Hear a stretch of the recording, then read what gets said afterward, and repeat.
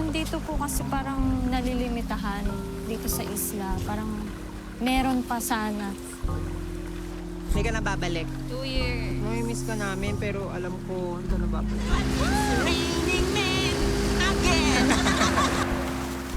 Alam mo at ang pag-abroad ay hindi yung puro sarap ng buhay ang haharapin mo.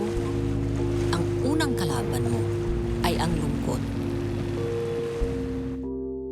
Hindi ko kasamang mga anak ko. Hindi kasamang pamilya ko. Pero tuloy pa rin ang ikot ng buhay ko.